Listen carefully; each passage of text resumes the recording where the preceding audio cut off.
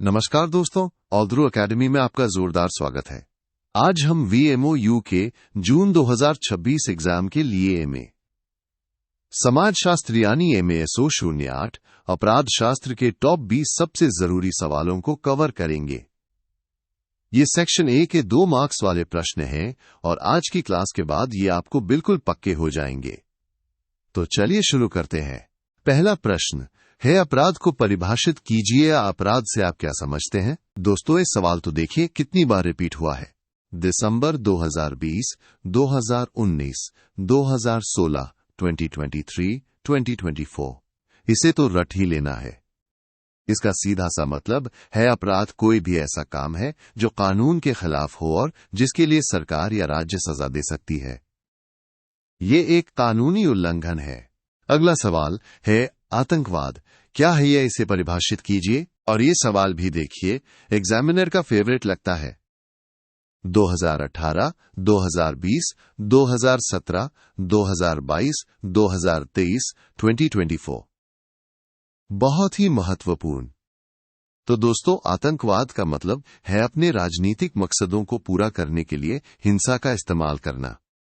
इसमें लोगों में डर और दहशत फैलाकर अपना लक्ष्य हासिल करने की कोशिश की जाती है। प्रश्न 3, हाइडन को परिभाषित कीजिए या दंड से आप क्या समझते हैं। ये भी एक महत्वपूर्ण प्रश्न है, कई बार पूछा गया है। तो दंड क्या है? जब कोई कानून तोड़ता है तो उसे जो कष्ट या पीड़ा दी जाती है वही दंड है। इसका मुख्य उद्देश्य समाज में शांति और व्यवस्था बनाए रखना होता है।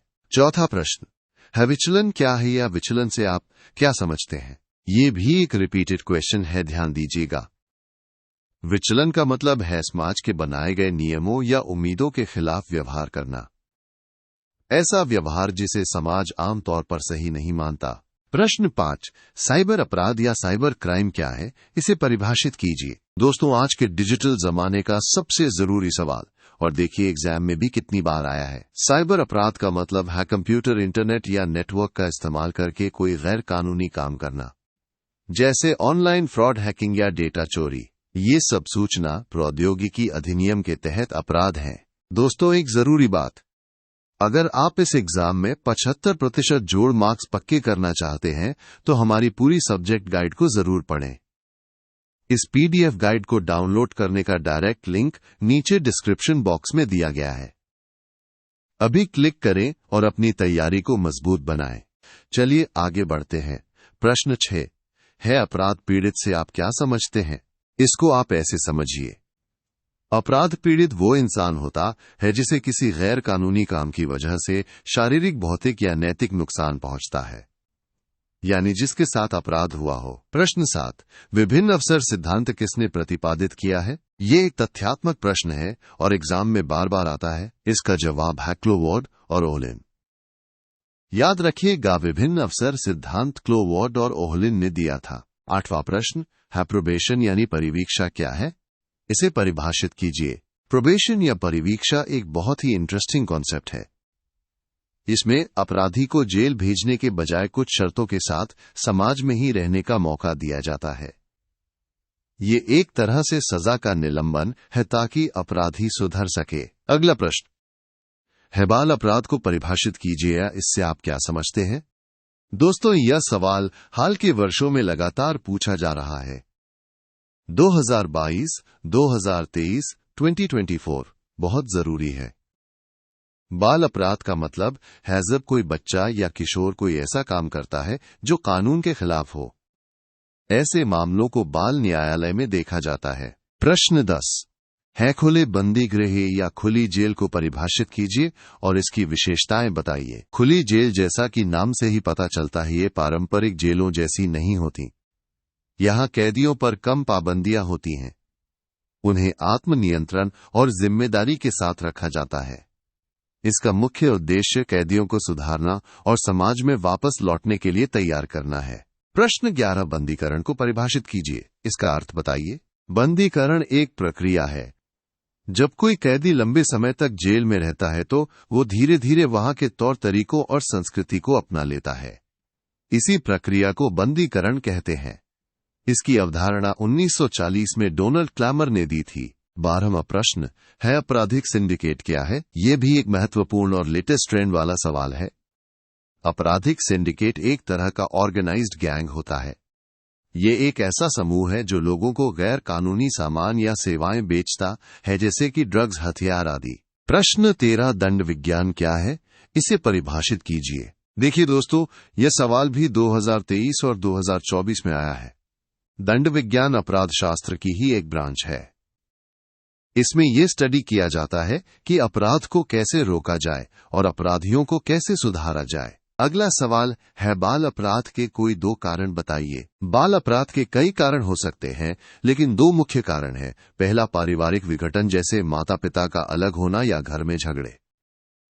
और दूसरा, मनोवैज्ञानिक समस्याएं, जैसे बच्चे का मानसिक रूप से अस्वस्थ होना। प्रश्न 15, क्रिमिनोलॉजी पुस्तक के लेखक कौन है? ये एक और महत्वपूर्ण तथ्यात्मक प्रश्न है। क्रिमिनोलॉजी पुस्तक मॉरिस परमेली ने लिखी थी।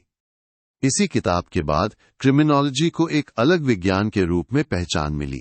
दोस्तों, एक छोटी सी जानकारी, सिर्फ MASO 08 ही नहीं, बल्कि आपके बाकी सभी विषयों के प्रीमियम गाइड्स भी उपलब्ध हैं। सभी का लिंक नीचे डिस्क्रिप्शन में दिया गया है, आप वहां से डाउनलोड कर सकते हैं। चलिए वापस आते हैं। प्रश्न 16 है, श्वेत वसन या सफेद पोश अपराध क्या है? इसकी अवधारणा किसने दी? सफेद पोश अपराध यानी व्हाइट कॉलर क्राइम। ये वो अपराध है जो समाज के अमीर और ऊंचे पद पर बैठे लोग अपने काम या पेशे के दौरान करते हैं। जैसे कोई बड़ा ऑफिसर घूस लेता है या कोई बिजनेसमैन टैक्स चोरी करता है। इसकी अवधारणा सदरलैंड ने दी थी। प्रश्न 17, संगठित अपराध का क्या अर्थ है? संगठित अपराध का सीधा सा मतलब हैजब 2 या 2 से ज्यादा अपराधी मिलकर पूरी प्लानिंग के साथ कोई गैर कानूनी काम करते हैं। ये एक टीम वर्क की तरह होता है, लेकिन अपराध के लिए। 18वां प्रश्न है, पेशेवर अपराधी को परिभाषित कीजिए। ये कौन होता है? पेशेवर अपराधी वो व्यक्ति होता है जो अपराध को ही अपना पेशा या प्रोफेशन बना लेता है। मतलब वो पैसे कमाने के लिए और अपनी रोजी रोटी चलाने के लिए लगातार अपराध करता है। प्रश्न 19, अप्रतिमानता या मूल्यहीनता को परिभाषित कीजिए। ये भी एक महत्वपूर्ण समाज शास्त्रीय अवधारणा है।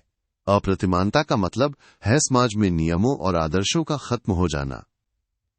ये एक ऐसी स्थिति है जहां लोग कंफ्यूज हो जाते हैं कि क्या सही है और क्या गलत, और सामाजिक नियम टूटने लगते हैं। और हमारा आज का आखिरी सवाल, प्रश्न 20, महिला अपराधी या महिला अपराध से आप क्या समझते हैं? बहुत ही सरल है।